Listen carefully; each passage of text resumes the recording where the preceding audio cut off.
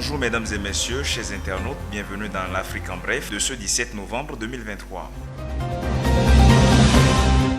La proposition de loi d'amnistie des démocrates sera remise sur le tapis. Les élus de la 9e législature étudieront au cours de la session ordinaire en cours cette initiative du parti de l'opposition qui vise à terme la libération des détenus politiques et le retour d'exil des opposants sous le coup d'une condamnation judiciaire. Cette programmation intervient quelques jours après la dernière sortie médiatique de l'ancien chef d'État béninois et actuel président des démocrates, Boni Yayi, où il informe qu'il a demandé à la CEDEAO, l'Union africaine et les partenaires de la communauté internationale de diligenter au Bénin une mission pour s'enquérir du cadre institutionnel mis en place par l'actuel chef d'État dans la perspective des élections générales de 2026. Il a ajouté dans ses déclarations que ce cadre n'est pas inclusif du fait de l'absence des représentants de l'opposition dans les instances chargées d'organiser les prochaines élections municipales, communales, législatives et présidentielles dans presque 2 ans. L'Assemblée majoritairement mouvancière se prononcera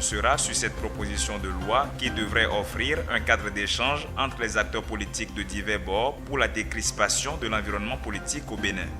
Le Togo dispose d'un fichier électoral fiable pour la tenue des prochaines élections législatives et régionales. L'audit du fichier électoral, commandité par la Commission électorale nationale indépendante CENI, auprès de l'Organisation internationale de la francophonie OIF, a accouché des résultats concluants. Selon Désiré Nyarouirira, conseiller spécial politique et diplomatique de la secrétaire générale de la francophonie, après les vérifications et analyses menées du 20 au 27 octobre 2023, les experts ont délivré des conclusions rassurantes sur la qualité du fichier électoral togolais. Le fichier électoral togolais est suffisamment fiable pour permettre la tenue des prochaines élections régionales et législatives dans des conditions de confiance, rassure le conseiller de l'OIF, avant d'ajouter que le Togo s'illustre comme un exemple d'inclusion.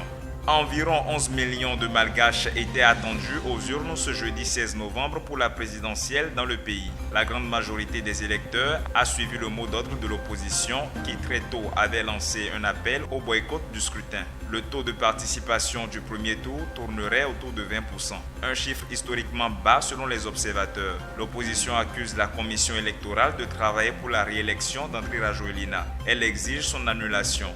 Pas de tension au Libéria au lendemain du second tour de la présidentielle mardi dernier. L'ancienne gloire du football, George Weah, et le vétéran Joseph Boakai sont au coude à coude dans les décomptes. L'opposant fait la course en tête avec 50,58% des voix contre 49,42% pour George Weah, le président sortant, après le déploiement de 5107 bureaux de vote sur un total de 5890, soit 86,61% des bureaux.